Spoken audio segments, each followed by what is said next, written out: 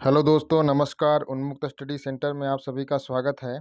आज हम लोग समान अध्ययन का प्रैक्टिस सेट 46 सॉल्व करेंगे, जो आपके आगामी परीक्षा के लिए बहुत ही महत्वपूर्ण होगा। आज का हमारा पहला प्रश्न है, जनपद पंचायत के अंतर्गत आता है, तो इसका सही उत्तर होता है सही उत्तर होगा बी, कई ग्राम पंचायतें होती हैं। ठीक है, आगे बढ़ते हैं। अगला हमारा प्रश्न है, रोलेट अधिनियम 1919 का विरोध किया गया था क्योंकि इसने अभिव्यक्ति की स्वतंत्रता जैसे मौलिक अधिकारों पर अंकुश लगाया तथा पुलिस को और अधिक अधिकार दिए गए थे। तो इसका सही उत्तर हो जाएगा डी। ठीक है, आगे बढ़ते हैं। अगला हमारा प्रश्न है, चोल साम्राज्य में सभा का सदस्य बनने के लिए निम्नलिखित में कौन सी एक शर्त नहीं थी? इसका सही उत्तर हो जाएगा आपका ए, उनकी आयु 25 से 70 वर्ष के बीच होनी चाहिए। ये गलत है, क्योंकि जो इनकी आयु है, आयु 35 से 70 होना चाहिए, न कि 25 से 70 होना चाहिए। ठीक है, इनके पास अपनी भूमि का स्वामी होना चाहिए, जहाँ उसे भू राजस्व वसूला जाता था। उनके पास अपना घर होना चाहिए, उन्हें वेदों का ज्ञान होना चाहिए। ठीक है, और भूमि कितनी होनी चाहिए? 1.5 एकड़ भूमि का मालिक हो कम से कम। ठीक है, आगे बढ़ते हैं। अगला हमारा प्रश्न है, बौद्ध धर्म में बोधिसत्व थे। इसका सही उत्तर हो जाएगा ए, वे लोग जिन्होंने निर्वाण प्राप्त किए थे। ठीक है, बौद्ध धर्म में बोधिसत्व वे लोग होते हैं जिन्होंने निर्वाण प्राप्त कर लिया था। उन्हें देवता की तरह पूजा जाता था। ठीक है, प्रमुख बोधिसत्वों में आपका अवलोकितेश्वर थे, मंजूश्री थे, वज्रपाणि थे, आकाश गर्भ थे आदि थे। ठीक है, आगे बढ़ते हैं। अगला हमारा प्रश्न है, गर्भगृह कुछ प्रारंभिक हिंदू मंदिरों का सबसे महत्वपूर्ण भाग था। इसका सही उत्तर हो जाएगा आपका इसका सही उत्तर हो जाएगा डी। ठीक है, वह स्थान जहां मुख्य देवी या देवता की मूर्ति रखी जाती थी, उसको क्या कहते थे? उसको गर्भगृह कहते थे। ठीक है, इसकी थोड़ी हम व्याख्या देखते हैं। गर्भगृह जो होता है, मंदिर का सबसे महत्वपूर्ण आंतरिक भाग होता है, जिसमें मुख्य देवता या देवी की मूर्ति स्थापित की जाती है। ठीक है, और प्राचीन काल में मंदिर वास्तुकला का अत्यधिक विकास हुआ था। इसके अनेक भाग थे, जैसे गोपुरम, सभा मंडल, गर्भगृह, शिखर। आगे बढ़ते हैं। अगला हमारा प्रश्न है, निम्नलिखित में कौन सा एक उष्णकटिबंधीय घास स्थल है? तो इसमें पूछा है कौन एक कटिबंधीय घास स्थल है। तो इसका सही उत्तर हो जाएगा आपका सवाना जो है, ए ऑप्शन। सवाना जो है आपका उष्णकटिबंधीय घास स्थल है, यह अफ्रीका महाद्वीप में पाया जाता है। ठीक है, और जो आपका पंपास, स्टेपी और डाउन्स जो है आपका शीतोष्ण कटिबंधीय घास स्थल है। अगला हमारा प्रश्न है, हेगियोग्राफी संबंधित है। तो इसका हो जाएगा सही उत्तर संत के जीवनी लेखन से हेगियोग्राफी संबंधित है। आगे बढ़ते हैं। अगला हमारा प्रश्न है, निम्नलिखित में कौन सा एक तथ्य नहीं है? तो इसका सही उत्तर हो जाएगा, देखिए, अहोम राज्य कुलों में विभाजित था, जिन्हें पाइक कहा जाता था। क्या कहा था? ये सही है आपका। अहोम राज्य बिगार पर निर्भर था, ये गलत है। अहोम राज्य बिगार पर निर्भर नहीं था। अहोम समाज बहुत ही परिष्कृत था, ये भी सही है। और भूइयाँ लोगों की पुरानी राजनीतिक व्यवस्था का दमन करके अहोम राज्य की स्थापना की गई, ये भी सही है। तो इसमें आपका पूछा है क्या सही नहीं है, तो इसका सही उत्तर बी हो जाएगा। बी आपका सही नहीं है। आगे बढ़ते हैं। अगला हमारा प्रश्न है, औपनिवेशिक काल के दौरान भारत में ब्रिटिश कला के आने के साथ निम्नलिखित में किस एक का चलन प्रारंभ हुआ? इसका सही उत्तर हो जाएगा सी, तैल चित्रों का चलन हुआ। भारत में ब्रिटिश कला के आने के बाद तैल चित्रों का चलन प्रारंभ हुआ। ठीक है, आगे बढ़ते हैं। अगला हमारा प्रश्न है, लगभग 2000 वर्ष पूर्व निम्नलिखित में कौन से शासक रेशम मार्ग पर नियंत्रण रखने के लिए सर्वाधिक प्रसिद्ध हैं? तो इसका सही उत्तर हो जाएगा कुषाण। कुषाण जो है रेशम मार्ग पर नियंत्रण रखने के लिए सर्वाधिक प्रसिद्ध हैं। तो लगभग 2000 वर्ष पहले कुषाण शासक रेशम मार्ग पर नियंत्रित रखने के लिए सर्वाधिक प्रसिद्ध थे। कनिष्क ने चीन से रोम को जाने वाले सिल्क मार्ग की तीनों मुख्य शाखाओं पर अपना अधिकार कर लिया था। और कनिष्क के बारे में ये कहता है 78 ईस्वी में शक संवत भी चलाया था, याद रखिएगा। अगला हमारा प्रश्न है, दिल्ली के सुल्तानों के शासनकाल में निम्नलिखित में कौन सी एक प्रशासनिक भाषा थी? तो इसका सही उत्तर हो जाएगा ए फारसी। दिल्ली की सुल्तानों की जो शासनकाल की प्रशासनिक भाषा थी वह फारसी थी। सारे आदेश जो है फारसी भाषा में लिखे जाते थे। अगला हमारा प्रश्न है, सहायक संधि के अंतर्गत ईस्ट इंडिया कंपनी ने राज्यों के भारतीय शासकों को बाध्य किया कि? इसका सही उत्तर है बी, उनकी कोई अपनी स्वतंत्र सैनिक शक्ति नहीं होगी, परंतु केवल कंपनी द्वारा सुरक्षा प्राप्त कर सकेंगे और इसके रख रखाव का खर्च उन्हें वहन करना होगा। ठीक है, जो सहायक संधि स्वीकार कर लेगा उसकी कोई सैनिक शक्ति नहीं होगी कि केवल कंपनी के द्वारा सुरक्षा प्राप्त कर सकेंगे और इसके रखरखाव का खर्च उन्हें वहन करना पड़ेगा। ठीक है, और आप याद रखिएगा जो सहायक संधि प्रणाली है लॉर्ड वेलेजली ने शुरू किया था और लॉर्ड वेलेजली का जो शासनकाल है 1798 से 1805 ईस्वी की थी। अगला हमारा प्रश्न है, निम्नलिखित जनजातीय समूहों में कौन सा मुख्यतः उत्तराखंड में संकेंद्रित है? तो इसमें जो है भोटिया जो आपका है, देखिए मोटिया लिखा गया है टाइपिंग में, लेकिन ये भोटिया होगा। भोटिया जो जनजाति है इसका जो संकेंद्रण है वह उत्तराखंड में है। ठीक है, उत्तराखंड में पाई जाने वाली और भी जनजातियां हैं, जैसे थारू है, खस है, बुक्सा है, जौनसारी है, राजी है, शौक है, माहीगीर है। ठीक है, और आपका देखिए भील और गोंड राजस्थान में पाई जाने वाली जनजातियां हैं। गोंड और जो भील हैं ये राजस्थान में पाई जाती हैं, भोटिया उत्तराखंड में।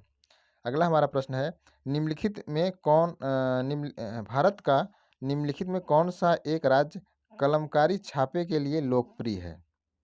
इसका सही उत्तर हो जाएगा आंध्र प्रदेश। याद रखिएगा आंध्र प्रदेश जो है कलमकारी छापे के लिए प्रसिद्ध है और कलमकारी छापा रंगोली का एक रूप है, जबकि तमिलनाडु में कोल्लम, पंजाब में मेहंदी और कर्नाटक में रंगवल्ली आदि रंगोली के विभिन्न रूप हैं।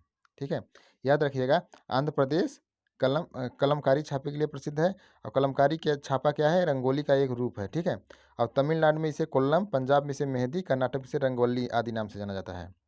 अगला हमारा प्रश्न है, चींटी के डंक में आल होता है, तो इसका सही उत्तर हो जाएगा डी, फार्मिक अम्ल होता है जो है। ठीक है, चींटी के डंक में फार्मिक अम्ल पाया जाता है। इस अम्ल का उपयोग फलों के संरक्षण में, जीवाणुनाशक के रूप में, चमड़ा उद्योग में एवं रबड़ के स्कंदन आदि में किया जाता है, फार्मिक अम्ल का प्रयोग। अगला हमारा प्रश्न है, कोयले के भंजक आसवन से क्या नहीं प्राप्त होता है? तो इसमें पेट्रोलियम नहीं प्राप्त होता है। कोयले के भंजक आसवन से पेट्रोलियम प्राप्त नहीं होता है।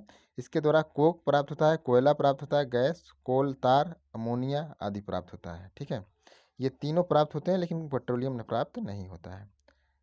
अगला हमारा प्रश्न है, पौधे में एधा का मुख्य कार्य है। देखिए एधा एधा का जो हिंदी होगा कैबियम कहते हैं, उसे कैम्बियम कहते हैं और ये खाद्य पदार्थों का स्थानांतरण करता है। ठीक है, एधा जो होता है खाद्य पदार्थों का स्थानांतरण करता है। अगला हमारा प्रश्न है, फाइकस में परागण होता है, तो फाइकस में कौन सा परागण होता है? तो इसमें का सही उत्तर हो जाएगा इसका फाइकस में कीटों के द्वारा परागण होता है। ठीक है, आगे बढ़ते हैं। अगला हमारा प्रश्न है, मनुष्य का कौन सा अंग अवशेषी अंग होता है? तो इसमें हमको बताना है अवशेषी अंग। तो इसमें देखिए कर्ण पल्लव जो है यह आपका कर्ण पल्लव पेशियां, जो इसका सही उत्तर ए होगा, ये अवशेषी अंग है। अवशेषी अंग वह होते हैं जो पूर्व में क्रियाशील अंग होते हैं लेकिन बाद में उनका कोई महत्व नहीं रह जाता है। अगला हमारा प्रश्न है, स्तनधारियों में कौन सा अंग श्वसन में सहायक नहीं होता है? तो लैरिंक्स जो होता है वह श्वसन में सहायक नहीं होता है। इसका सही उत्तर डी हो जाएगा। और लैरिंक्स को स्वर ग्रंथियां भी कहते हैं क्योंकि यह गले में पाई जाने वाली ग्रंथि है जो बोलने में सहायक होती है, श्वसन में सहायक नहीं होती है। अगला हमारा प्रश्न है, थ्रोम्बोप्लास्टिन कहाँ से रक्त स्कंदन के लिए प्राप्त होता है? तो इसका सही उत्तर हो जाएगा B, platelets.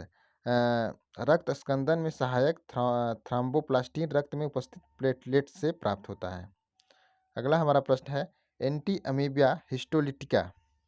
Anti amoeba histolytica histolytica से कौन सा रोग से होने वाला रोग का नाम है? तो इसका सही उत्तर हो जाएगा पेचिस। पेचिस जो होता है एंटी अमीबा हिस्टोलिटिका से होने वाला रोग का नाम है, ठीक है। और इसमें आंत और रक्त में मिश्रित दस्त होता है। आगे बढ़ते हैं, अगला हमारा प्रश्न है बीमारी फैलाने वाले एजेंट को क्या कहते हैं? तो इसमें हमको बताना है। तो बीमारी फैलाने वाले एजेंट को उसको पैथोजेन कहते हैं। इसका सही उत्तर डी हो जाएगा। इसमें वायरस, बैक्टीरिया आदि आते हैं। तो इन्हें जो बीमारी फैलाते हैं उन्हें पैथोजेन कहते हैं। आगे बढ़ते हैं, अगला हमारा प्रश्न है शैवाल और कवक के परस्पर सहयोग से बने सहजीवी पौधे हैं। तो इसका सही उत्तर बी होगा लाइकेन। और लाइकेन जो है शैवाल और कवक के परस्पर सहयोग से बने सहजीवी पौधे हैं। आगे बढ़ते हैं, अगला हमारा प्रश्न है सामान्यतः लोकसभा की बैठक में के दौरान प्रश्न पूछे जाते हैं और इस अवधि के प्रश्नकाल कहा जाता है। तो इसे प्रश्नकाल कहा जाता है। और जो पहले घंटे यानी जब लोकसभा की पहला जो घंटा बैठक होती है उसके दौरान जो प्रश्न पूछे जाते हैं और इस अवधि को पहले घंटे का जो समय होता है इसी को हम प्रश्नकाल कहते हैं। अगला हमारा प्रश्न है लगभग हर वर्ष में एक संविधान संशोधन विधेयक पारित किया जाता है और जिसके माध्यम से अनुसूचित जाति और जनजातियों का आरक्षण लोकसभा और विधानसभा में एंग्लो इंडियन समुदाय का मनोनयन और वर्षों के लिए बढ़ा दिया जाता है। तो इसका सही उत्तर हो जाएगा डी 10 वर्ष। 10 वर्षों पे संविधान संशोधन विधेयक पारित करके जिसके माध्यम से लोकसभा विधानसभा में अनुसूचित जनजातियों का आरक्षण एंग्लो इंडियन समुदाय का मनोनयन 10 वर्षों के लिए बढ़ा दिया जाता है। आगे बढ़ते हैं, अगला हमारा प्रश्न है संसदीय अथवा स्थानीय सरकार के चुनाव नतीजों की वैधता परखने के लिए जांच प्रक्रिया कौन सी है? तो इसका सही उत्तर हो जाएगा सी चुनाव याचिका। आगे बढ़ते हैं, अगला हमारा प्रश्न है निम्नलिखित में कौन सा अधिदिष्ट मुद्रा के बारे में सच है? तो इसका सही उत्तर हो जाएगा बी इसका कोई आंतरिक मूल्य नहीं होता है, ठीक है। अधिदिष्ट मुद्रा का कोई आंतरिक मूल्य नहीं होता। इस प्रकार की मुद्रा देश की सरकारें पेपर नोट्स के रूप में निकालती हैं और लोग उसे लेन देन करते हैं। आगे बढ़ते हैं, अगला हमारा प्रश्न है राज्य में जिला न्यायाधीशों की नियुक्ति कौन करता है? तो इसका सही उत्तर हो जाएगा आपका राज्यपाल। देखिए राज्य में जिला न्यायाधीशों की नियुक्ति राज्यपाल करता है, याद रखिएगा। और जो आपका उच्च न्यायालय है उसके न्यायाधीशों की नियुक्ति राष्ट्रपति करता है। संविधान के अनुच्छेद 155 के अनुसार राज्यपाल की नियुक्ति राष्ट्रपति के द्वारा प्रधानमंत्री की सलाह पर की जाती है, ठीक है। तो याद रखिएगा जिला न्यायाधीशों की नियुक्ति राज्यपाल करता है और उच्च न्यायालय के जजों की जो नियुक्ति है वो राष्ट्रपति करता है। और राज्यपाल की नियुक्ति भी अनुच्छेद 155 के अनुसार 155 के अनुसार राष्ट्रपति जो है प्रधानमंत्री की सलाह पर राज्यपाल की नियुक्ति करता है। आगे बढ़ते अगला हमारा प्रश्न है निम्नलिखित में कौन सा विषय समवर्ती सूची के अंतर्गत आता है? तो इसका सही उत्तर हो जाएगा बी वन्य पशु और पक्षियों की सुरक्षा। वन्य पशु एवं पक्षियों की सुरक्षा समवर्ती सूची के अंतर्गत आते हैं। अगला हमारा प्रश्न है, ये हमारा आज का प्रश्न है दोस्तों। कैसा लगा आप जरूर कमेंट करके बताइए। Thank you.